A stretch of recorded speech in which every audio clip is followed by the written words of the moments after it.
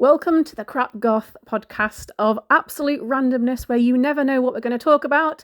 And I do say we, not in a schizophrenic term this time, because yes, I am batshit crazy, but because I actually have a guest with me today. And her name is Shauna, and she has come all the way from America, and she is sat in my living room painting rocks. Hello, Shauna.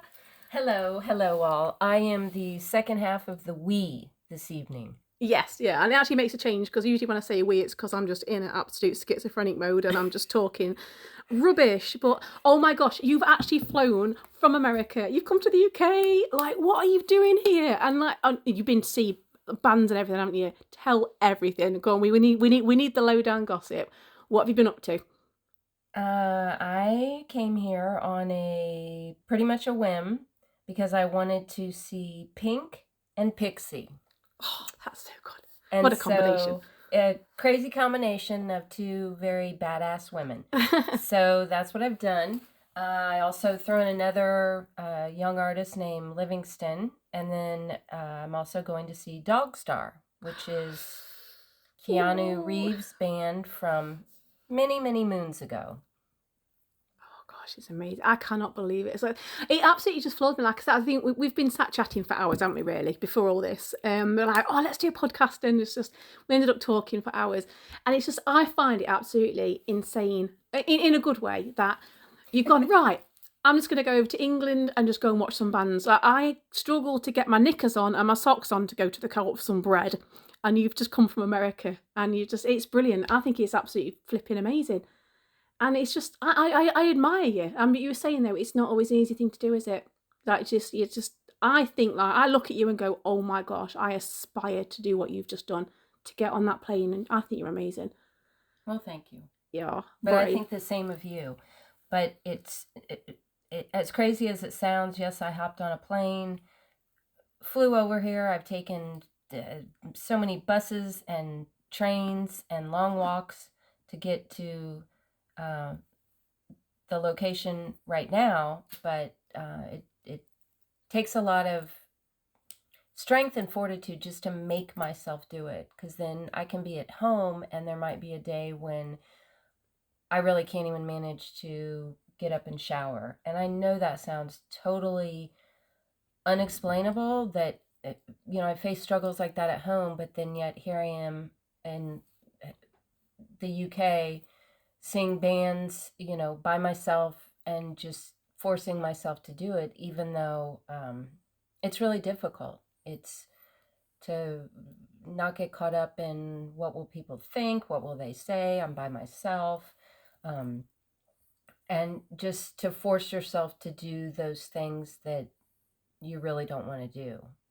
I think that's something, I think a lot of us will probably like listening to this. I know certainly for me as well.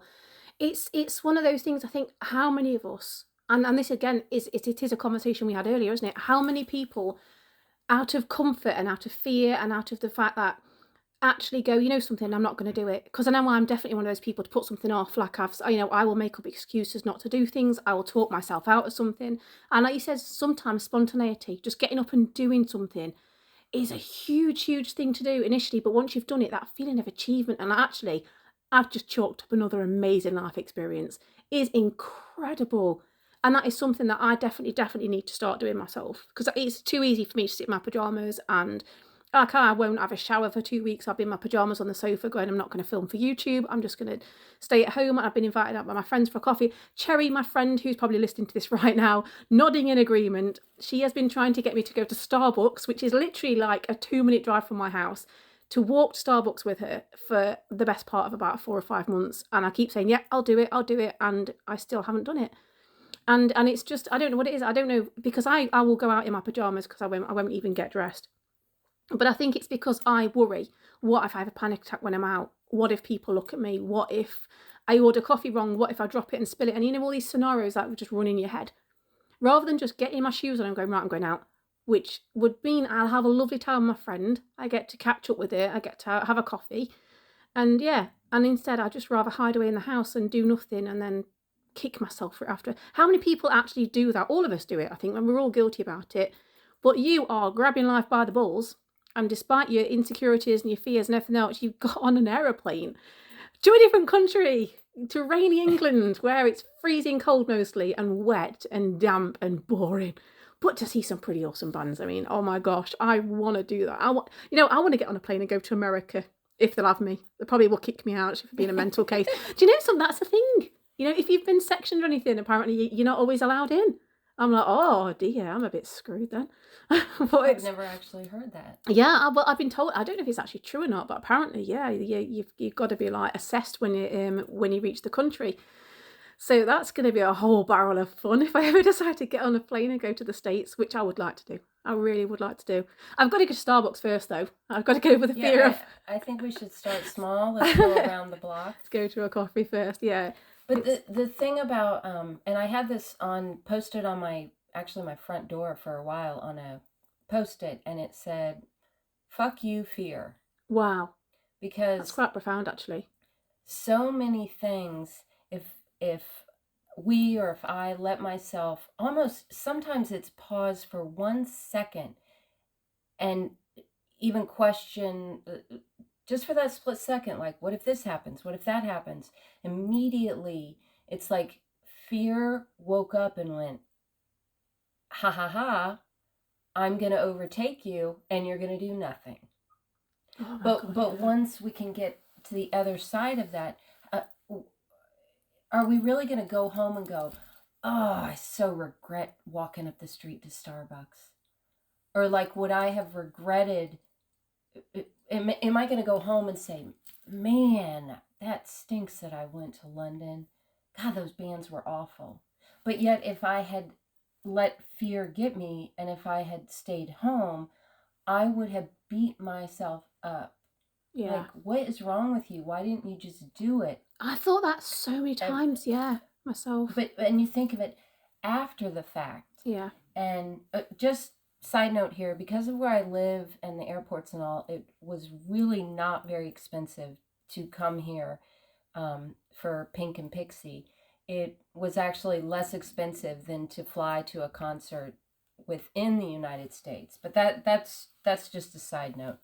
And also sometimes, you just got to do it. I mean, money will always come back around. Life experiences and some chances don't. I think that's the thing as well. I think obviously for those people who watch my YouTube channel, which is obviously the Crap Goth, and people who have listened to podcasts previously will know that I've just lost my little boy. I'll say it's coming up to a year now. And actually this is a side note for this one as well, is that Shauna and I have actually met before. So Shauna actually came to the UK and you actually were going to meet Corey, weren't you, when you were still here? Mm-hmm. And Corey knew about it and he was really excited about meeting her, but obviously he passed away very suddenly.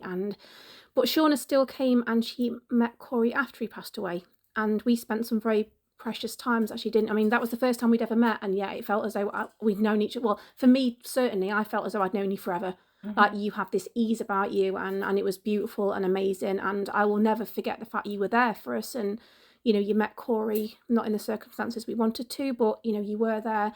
And now you're here almost a year later, sat in my living room painting rocks and talking about things, and the fact you've done all this. And it makes me think of all the things actually I haven't done, and the things I put off. And I actually had this conversation with Spanky, my husband, earlier, saying that before Corey became really, really ill, the amount of wasted times I had when I could have taken him to the park. I know we could have gone for walks, but because I have panic attacks and I thought it'd be easier to stay at home, so we did arts and crafts instead.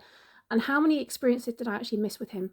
And like, we can sit and plan holidays and days out, and we can plan for the future and save money for a holiday next year, but the world could be in lockdown. One of us could get poorly. Maybe the country is not going to be like, nobody ever knows what's going to happen for a month. So I think this is a really big life lesson. Really, is to, if you've got the chance to go and do something, do it. I say this to my daughter. If she's listening, Ebony, this. I say this to you as well. Like, so my daughter had the chance to go abroad, and she's like, Mum, do I go? It's going to cost me a lot of money. I'm like, yes, you do. You go now, because you're young. You've got no kids to look after. But if an opportunity to do something, it doesn't matter if it's a trip to Starbucks or if it's jumping on a plane to come and see Pink and Pixie. If you get to do something and you've got the chance to do it, coming from somebody like me who suffers horrendously and will make every excuse in the book not to do something, you should go and do it, definitely, because you're right.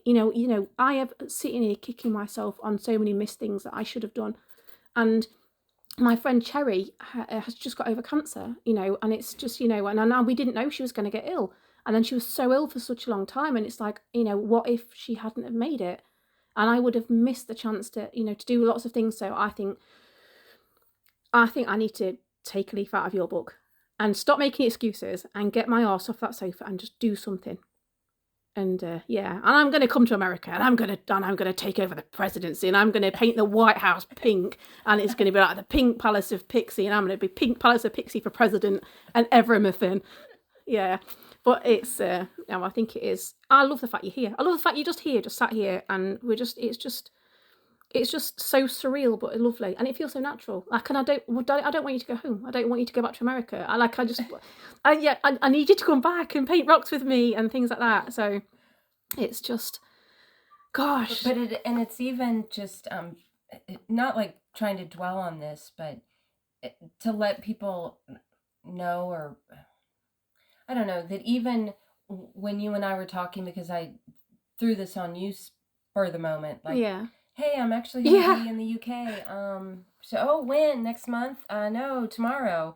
But struggling to do certain things, even coming from London, because it was kind of spontaneous. And I mean, I'm not speaking for you, but for me, there was a slight hesitation of, what if I make her feel uncomfortable, or what if I say the wrong thing, or maybe I just shouldn't. And it was, again, reminding myself, get up and just do it. A big part of it for me, too, was, really wanting to see Corey now. That meant a lot to me. It was something I just really wanted to do. But it was still that, like, I had to still kind of kick myself in the ass to do it. But it's an amazing thing you've done. I mean, it's just, I think it's brave. I think it is brave, and it's just, I mean, like you said as well, you're traveling alone, so the fact you just done right, I am going to do this, and I think like from the flip side of you saying you were worried about, obviously, putting things on me and pushing me or whatever, and I was like worried about you coming going, oh my gosh, like, again, I said to you earlier, didn't I, like, my house is a mess, and I'm not ready, and what, and I was panicking about stupid stuff I shouldn't have been worrying about. And the fact is, I am so frigging happy that you're here, and it feels so natural to have you here, and like this evening, like I drove my car. I mean, this morning, and this is like going back again because I flit around like a twat most of the time, as you know. But this morning I was sat in I say this morning because it's just gone midnight. Yesterday morning I was sat in my living room where we are now, and I was absolutely bawling my eyes out, not coping with life at all. And then several hours later, I'm sat with a lovely American lady who is very single and very beautiful, by the way, if anyone's listening. And just having a laugh and everything. It's crazy how quickly life can change, and that's exactly like kind of like regarding decisions and stuff. So yeah, if you can go to a concert, you go to that concert, and then you come back and you tell us all about it, and you take as many photos. And also, one of the things, this is going like off piste again, but take photos and make sure you're in them, because I remember like taking a lot of photos of Corey, and I, being a mum, I took a lot of photos of my kids, and I was never in those photos. And I've got all these memories, and then I'm thinking, like, if something was to happen to me, like, there's no photos of me. So go out to these gigs and take selfies of you mooning the singer or something. Obviously, don't go getting arrested and stuff, but I think we've all got lessons to learn. Like, kind of like, we need to just not hide away. It's too easy to do that. Life is short, and it is such a thing. Like, life's too short, and all this kind of. It's true. Like, nobody knows what's going to happen.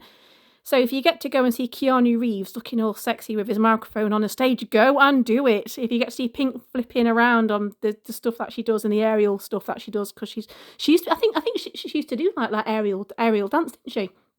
And do it, honestly. Like, I need to get off my bum. I need to get out of my pajamas, and I need to go out for a coffee, and then I need to try and make my way on a bus, which is scary, and then I need to go to America and dominate the White House. But it's just, no, it's crazy. I think also talking regarding Corey as well, my little boy Corey. So if you don't know stories, please do go back and have a look at the videos on that. He was so poorly, and yet he did not let it pull him down. And he was like, grab life by the balls and never give up, which is literally one of the things he said. And it's just, you know, I need to learn. I need to learn to just stop being scared of everything. And so many of us and do it. You know, I mean, you know, and you go to work, and this is the thing as well about life being so frigging weird. It's like, if you actually look at what you do, the majority of us go to, well, not me, because I sit on my arse in my pajamas and go on YouTube, but like most normal people who go to work, for 8 hours a day in a job you hate to pay for a house that you can't afford, that you're not even in half the time because you're out at work earning to pay for bricks and mortar, and the life experiences, you're missing out on those. And actually, the UK is just about to pass a law which is frigging stupid. And they are fining parents, which is a whole new conversation. So if you take your child out of school during term time and you are a repeat offender, which just sounds ridiculous, each parent gets fined about £160 per parent, per child. But yet the whole holiday thing makes it impossible for parents and families to actually afford holidays to do it out of term time because everyone's money grabbing. So what is more important as well? Is it more important to go to work and slave over something that you hate and going in and putting the hours in to pay for something that you can't even spend time in, and keeping your kids in school for an education, which, and this is a whole new topic, obviously, of subject to this is a whole rabbit hole, but basically it's life experience. Would you rather take your children out of school and spend precious memories with them? Are they going to remember their English lesson where they've learnt about, I don't know, something boring that they're probably not even paying attention to? Or are they going to remember the holiday on the beach where they spent some time with their parents and you've all got photos together? You know, it's like, are you going to remember the time you saw, like I do, when you curl up on the sofa and you're in your dressing gown and you turn away your friends and people stop asking you to go out eventually because you're not doing stuff? Or are you going to actually do what Shauna's done and go, you know something, I'm going to face my fears. I'm not going to think about fear. I'm just going to go and do it. And she sat here and she's inspired me. And it's just, oh my God, I'm just probably rambling now, but I think we all need to just look at what's important in life. It isn't your bank balance. It isn't the amount of holidays you go on with. I don't even know. I'm not even making any sense. Just spend time with people you love. Go and have experiences. It doesn't matter about flash cars. It doesn't matter about fancy houses. It doesn't matter about who's got the best job and who's got the biggest dick, does it really? At the end of the day, it's if you've got friends, go and spend some time with them. Go to the cinema, go on holiday, go to the beach, go and walk barefoot in the grass and feel the crickets and spiders running all over your toes in summer, because everyone loves that, don't they? Just go and have some life experience, I think. It's I don't know. I'm just sitting watching Shauna just decorate this rock, which is really lovely, and trying to get these pens to work. We've got these like paint pens in front of us. You can hear, again, if you can hear them, but we've got these like painty pens, acrylic paint markers they're called, and she's decorating a stone, and it's just, she's so relaxed, and it's just like, why can't I be like you, Shauna? Well, maybe our closing statement. Here's my answer. Fuck you, fear. Fuck you, fear. Actually, yeah. Fuck you, fear. Absolutely is. That's like a mantra, isn't it? That's what stops us from so much. Fear. I think it is. It's fear of the unknown, fear of the known. Actually, to be fair, the actual near. I think that is right. Actually, it is scary. What's been the most scary part for you for this trip then? Is it traveling alone? Is it the actual getting on a plane? Like, have you got like a definite like? What were you most afraid of before you came? Was it everything, or was it just putting you on the spot a bit there? I think maybe being outside my comfort zone. Yeah. I mean, and which is crazy because I've come to Europe and the UK many times before. I don't know if it's being older and you sort of kind of start to think about things differently or question them more and like overthink things the older we get, maybe. But maybe just being, out of my comfort zone. I'm not necessarily like this at home, going to lots of shows and concerts, and I have no idea why that is, but it's a lot of mental decisions, especially traveling alone. Which bus do I take? What part of town do I town do I stay in? Should I eat here? Should I eat there? But I knew I'd feel better if I could get to the other side of it. I find it amazing.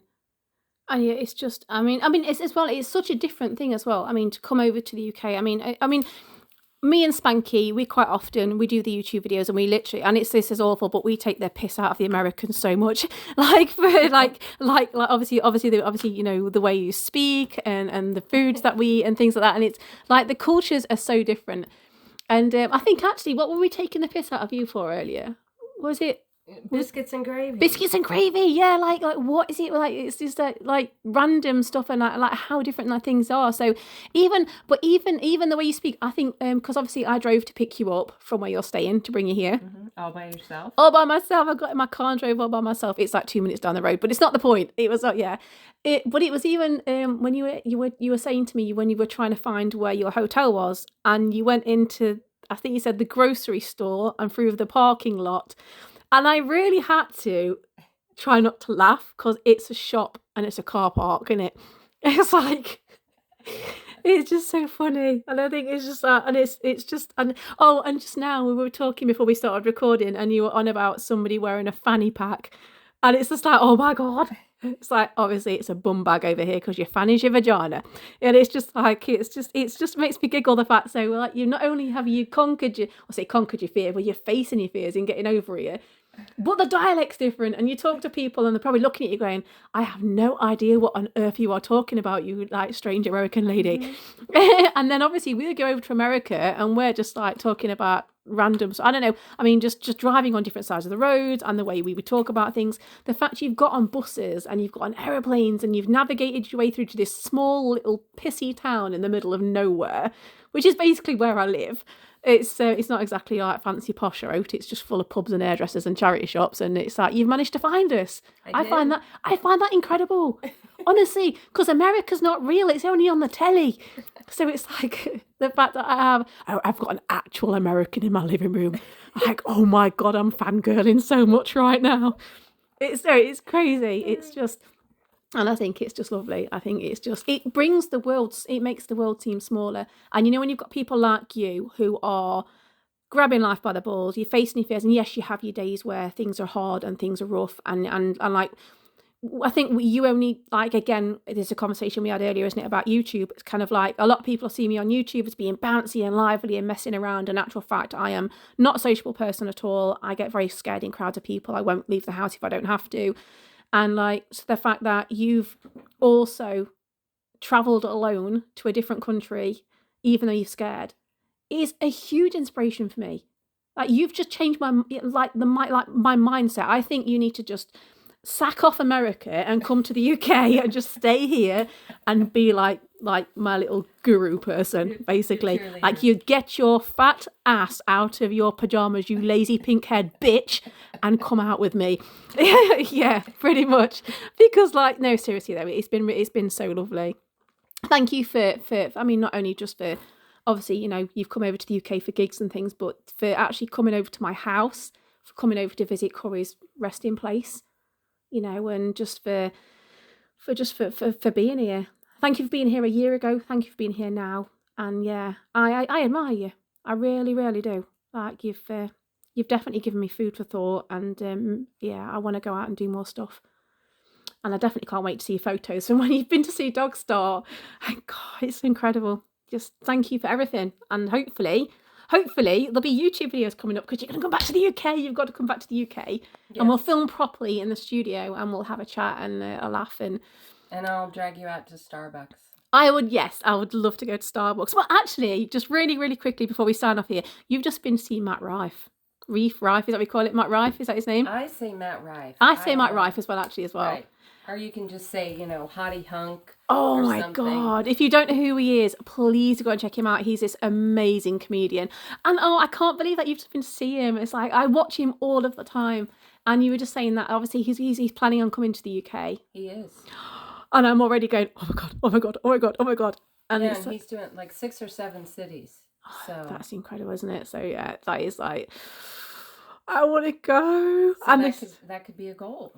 Yeah, like kind of like working my way up to being out of the house. And yeah, I would actually love to go somewhere with you like that, because like you're just so fun and natural to be around, and really good fun. And yeah, and you won't let me be a barrel of nerves because yeah, it's fine. Right, I'm going to put my big girl knickers on, not now because it's almost 1 o'clock in the morning, but I'm when it's a decent time, I'll put on my big girl knickers, I'll put on my shoes, I'll actually get dressed, and I'm going to go out and start doing, I'm going to try and do one thing a week.